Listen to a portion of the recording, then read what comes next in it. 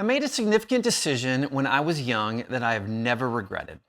Simply put, I decided that I did not have to live my life like everyone else. I would live my own life.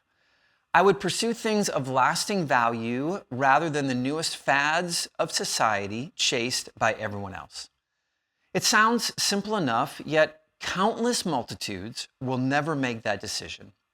Instead, they will succumb to the pressure to conform.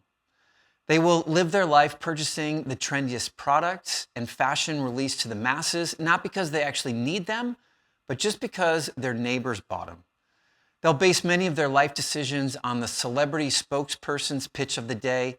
They'll waste their energy trying to keep up with the Joneses, all for the elusive purpose of conformity. And in exchange, they will lose their life and even forfeit their soul. So decide today to live your life. You don't need to live life like everyone else. In fact, your life is far too valuable to be wasted on the life that everyone else is choosing. Here are a few steps that I have found to be very helpful. Use them to get you started or continue along if you've already decided the same. Number one, celebrate your uniqueness. Your life was never meant to be lived like everyone else. You don't look the same, you don't sound the same, and your personality is special. Your deep-held values are unique. Even your laughter sets you apart from others. Throwing that away just for the sake of looking and living like everyone else is one of the cruelest things that you could ever do. It will always prevent you from fully living your life. So instead, champion the things that make you unique and celebrate them. Number two, realize that most people's lives are heading toward destruction. I hate to say it, but just consider the latest statistics. U.S. consumers are carrying an average of $105,000 in debt. Believe it or not, based on the numbers from Q3 2024, Americans owe a total of $17.5 trillion. Not the government, us as people. It's no wonder that studies say nearly 80% of Americans are stressed about money, and 47% of Americans say they worry about their debts every single day. This year, 42% of divorced Americans said credit card debt and overspending played a role in their divorce. One of the best ways to begin living life on your own terms is to realize that the way most people are choosing to live doesn't work. A third way is to fully believe the truth that there is a better life out there. Running through those statistics, one cannot help but say, there must be something better out there. There is, and there always has been. Unfortunately, most people are so busy tripping over each other to purchase culture's newest release that they miss out completely on the better life. Don't be fooled. The better life is not being mass-produced in a factory, and you won't find it on the shelves in a department store. It has never been found there and never will be.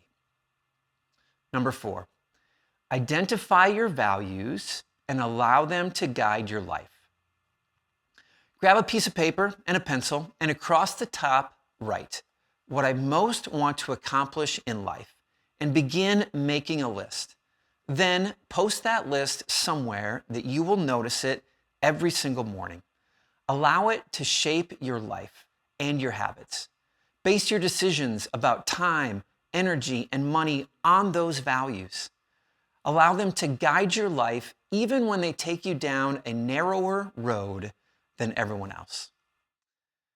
A fifth and important step to live life not like everyone else is to find a mentor that you admire. Surely you are not alone in your desire to live a better, more fulfilling life. Others have traveled the same road prior to you. Seek them out because you will need to look hard for them.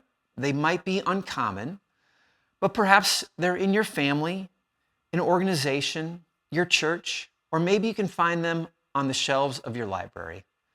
Whether in person or through their writings, soak up as much as you can from them, learn from them, be inspired, and follow their life, not the masses.